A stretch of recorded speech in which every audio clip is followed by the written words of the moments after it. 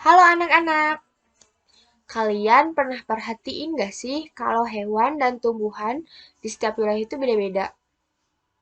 Kenapa ya bisa kayak gitu? Daripada penasaran, yuk kita cari tahu.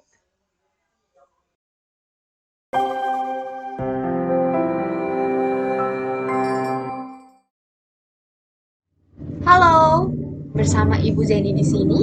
Pada video kali ini, Ibu akan menjelaskan faktor yang mempengaruhi sebaran flora dan fauna. Sebelum Ibu menjelaskan lebih jauh, Ibu pengen tanya nih sama kalian. Sebagai makhluk hidup, kita tidak sendiri kan ya? Ya dong, kita itu hidup berdampingan dengan hewan dan tumbuhan. Nah, semua makhluk hidup itu tidak hanya hidup di daratan, ada juga yang tinggal di air, bahkan beraktivitas di udara. Setiap wilayah juga memiliki tumbuhan dan hewan yang memiliki ciri khas. Contohnya, di wilayah dengan suhu yang dingin atau suhu yang rendah, teridentik dengan hewan yang berbulu tebal, seperti bison dan beruang kutub. Ada juga kaktus yang nggak bisa hidup kalau kebanyakan air. Nah, ternyata bagian luar bumi yang mencangkup udara, daratan, dan air yang memungkinkan kehidupan dan proses biotik berlangsung disebut dengan biosfer. Oke, biosfer ini terdiri dari tumbuhan atau flora dan hewan atau fauna yang beda-beda. Hal tersebut karena adanya 4 faktor, yaitu tanah atau edafik, kemudian klimatik atau iklim, ada juga relief atau fisiografi, dan peranan makhluk hidup atau biotik.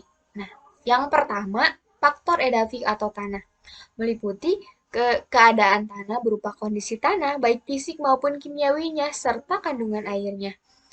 Yang kedua, ada iklim atau klimatik. Nah, meliputi kondisi cuaca dan iklim yang berbeda setiap wilayahnya. Nah, ini tuh meliputi suhu, curah hujan, kelembaban, dan angin. Yang ketiga, relief atau fisiografi. Nah, merupakan bentuk permukaan bumi yang bentuknya meliputi tinggi dan rendahnya permukaan bumi yang akan berdampak kepada intensitas cahaya matahari yang bisa menyinari si permukaan bumi ini. Peran atau hubungan dengan makhluk hidup atau biotik. Nah, 4 faktor ini mempengaruhi kelangsungan hidup suatu organisme di suatu wilayah. Misalnya, kaktus merupakan tumbuhan xerofit yang mampu bertahan di lingkungan dengan kelembaban udara yang sangat rendah. Kelembaban udara ini salah satu faktor klimatik loh. Jadi, kalau di daerah kelembaban udaranya tinggi, dia nggak si kaktus ini tuh nggak bisa hidup. Makanya kaktus habitat aslinya tuh di gurun. Faktor terbesar yang mempengaruhi pertumbuhan dan sebaran tumbuhan atau hewan adalah faktor biotik. Jadi kan tumbuhan merupakan produsen dalam sebuah rantai makanan. Oleh karena itu, keberadaan tumbuhan sangat berpengaruh terhadap kelangsungan rantai makanan tersebut. Jadi jumlah hewan pemakan tumbuhan dibatasi oleh ketersediaan tumbuhan yang ada saat itu. Dalam dunia hewan, jumlah karnivora itu dibatasi oleh ketersediaan makanan yang mereka makan. Nah, komponen biotik yang berperan sentral terhadap sebaran flora dan fauna yaitu manusia.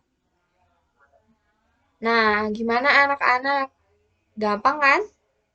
Sekarang udah tahu kan bahwa faktor yang mempengaruhi persebaran flora fauna itu ada 4. Yang pertama, edafik atau tanah. Kemudian, klimatik atau iklim. Yang ketiga, ada fisiografi atau topografi. Yang keempat, ada peranan makhluk hidup atau biotik. Nah, sudah paham kan? Jadi, sampai jumpa. Sehat selalu. Terima kasih. Semoga bermanfaat.